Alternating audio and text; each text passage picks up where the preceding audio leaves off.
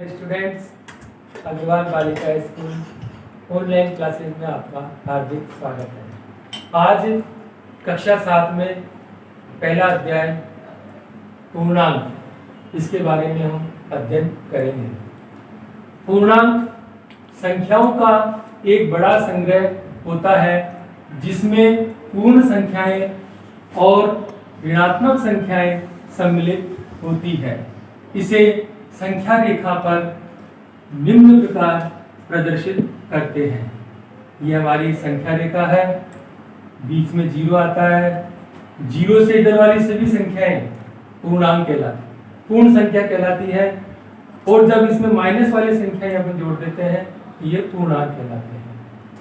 अब हम इसके कुछ गुणधर्मों के बारे में पढ़ेंगे।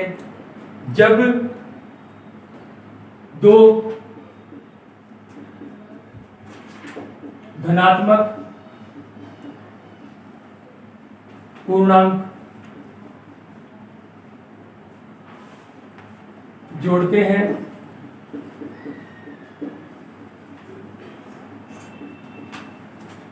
तो हमें एक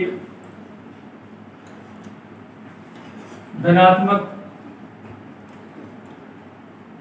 पूर्णांक प्राप्त होता है। उदाहरण से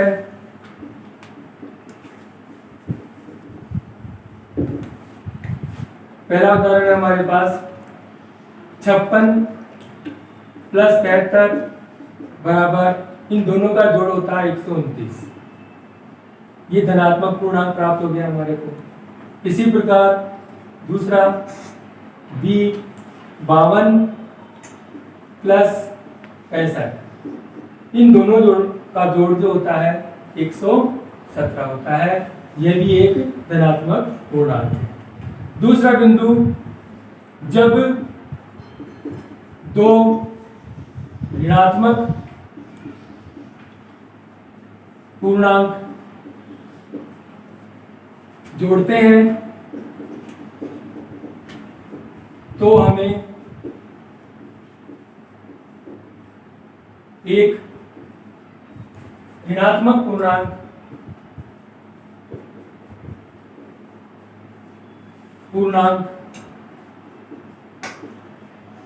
प्राप्त होता है। उदाहरण है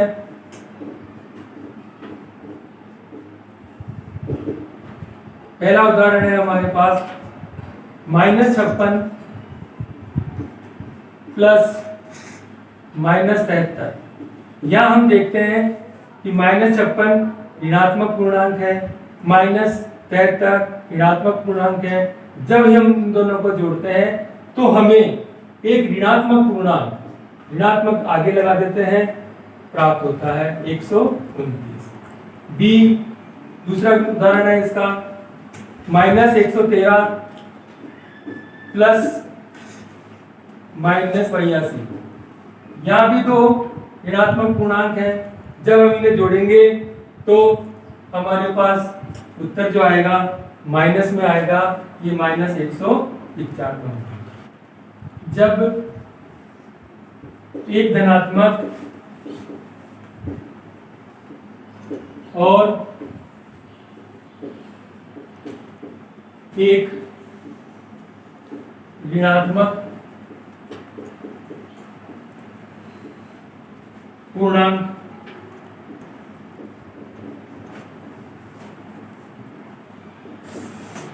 को जोड़ते हैं तब इनका अंतर लिया जाता है।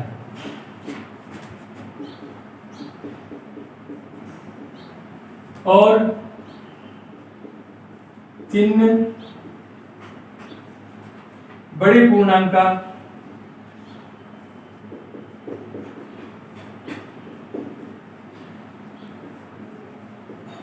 लगाया जाता है।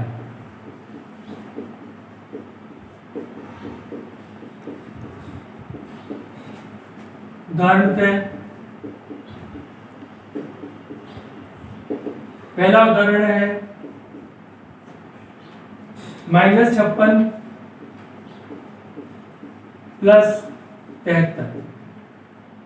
जब हम इन दोनों को जोड़ेंगे तो इनका अंतर करेंगे। अंतर करने के लिए अपन क्या करेंगे, इधर प्लस वाली संख्या बड़ी है तो यहाँ प्लस का चिन्ह लगा देंगे और यहाँ घटाएंगे अपन। घटाने पर हमारे पास प्लस के 17 आते हैं। दूसरा उदाहरण हमारे पास -113 प्लस 82। यहाँ हम देखते हैं कि माइनस पूर्णांक बड़ा है तो जब अंतर करेंगे तो माइनस आगे लगा देंगे और इन दोनों में से घटाएंगे तो -31 आएगा। इसी प्रकार तीसरा उदाहरण है हमारे पास 16 प्लस -23। यहाँ हम देखते हैं माइनस का पूर्णांक बड़ा है तो यहाँ माइनस लगा दिया जाता है और जब इन्हें हम घटाते हैं तो -7 आता है। लास्ट इसका उदाहरण 125 प्लस -101। जब इसमें अपन इनको जोड़ते हैं तो बड़ी संख्या का पूर्णांक प्लस का है, प्लस लगाते हैं और 125 में से 101 घटाते हैं तो 24 आंसर आता है। इस प्रकार चौथा अपने पॉइंट है, किसी पूर्णांक का योज्य प्रतिलोम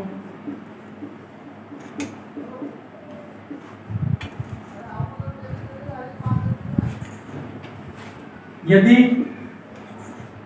कोई पूर्णांक a है तो उसका योज्य प्रतिलोम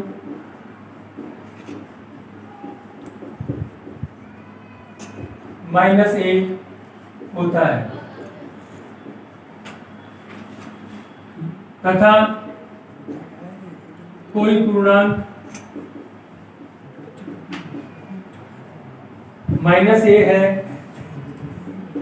तो उसका योज्य प्रतिलोम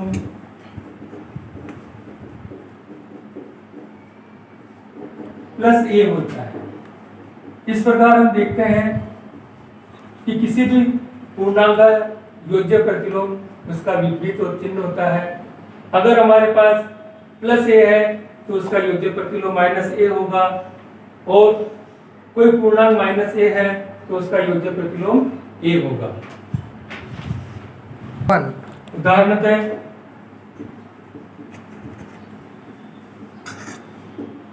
5 का योज्य प्रतिलोम -5, -3 का योज्य प्रतिलोम बराबर +a।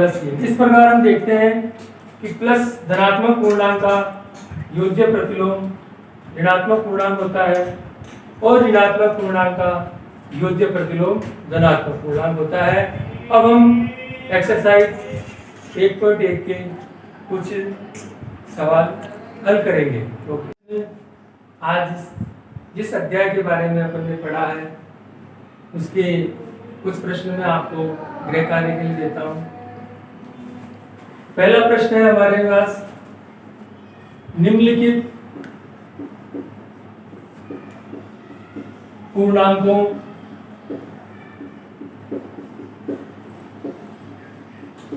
का योगफल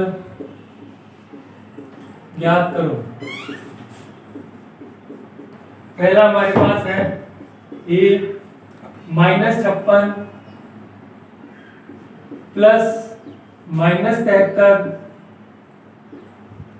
दूसरा हमारे पास है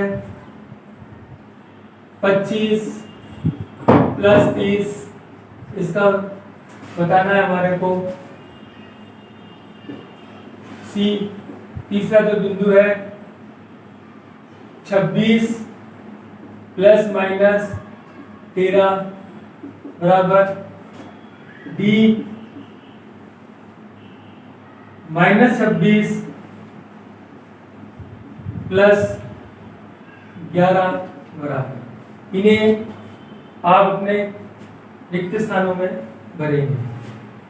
दूसरा जो अपने पास प्रश्न है, योज्य प्रतिलोम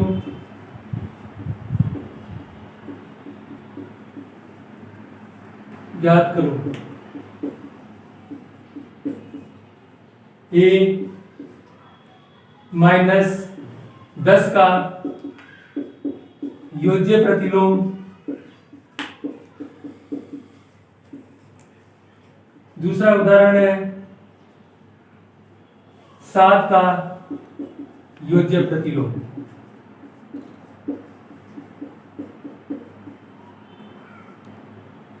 अब हम एक्सरसाइज 1.1 के सवाल अगली कक्षा में करेंगे।